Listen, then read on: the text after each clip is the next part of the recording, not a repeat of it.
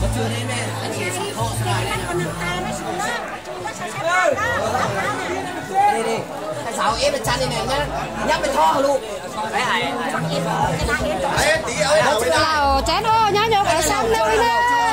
đầu chưa mấy này lùa em trong xẻo em thì thọ xong thôi trắng ba cây lùa giải quyết được xong rồi giải xong nói to mà là phà ấy mà to đi đấy nó khổng lồ mà nè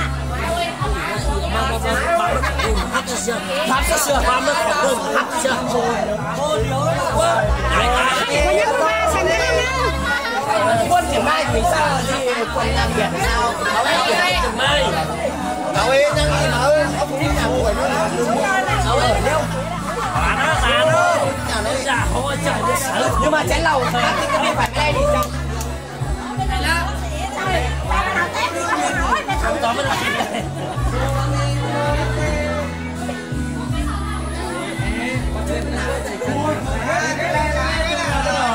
sao đi đấy sao điều cần là ai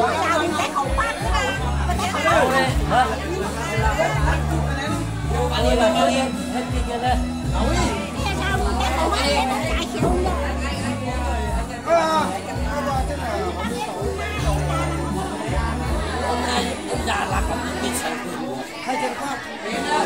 lại đó lo cái nào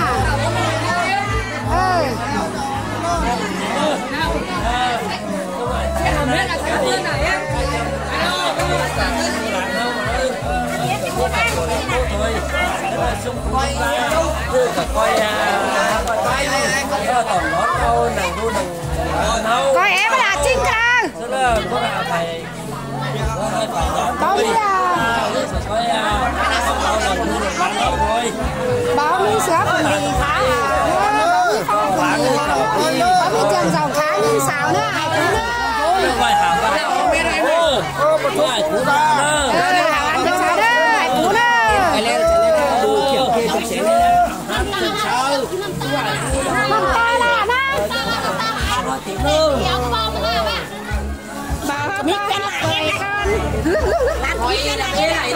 còn coi hiểu nữa hiểu làm tay phải xuống ăn của nó ra nữa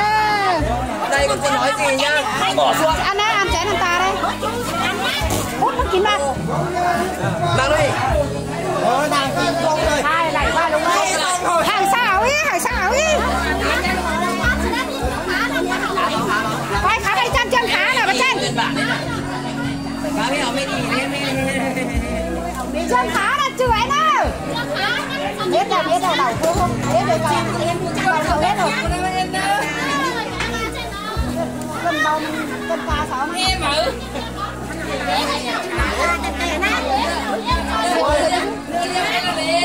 cái này là cô sáu em này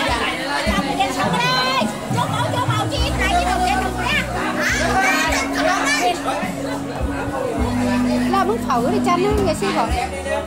ăn Việt Nam nó mới con nó đó là cái bà làm trái nhiều Việt Nam mấy bà trái kỹ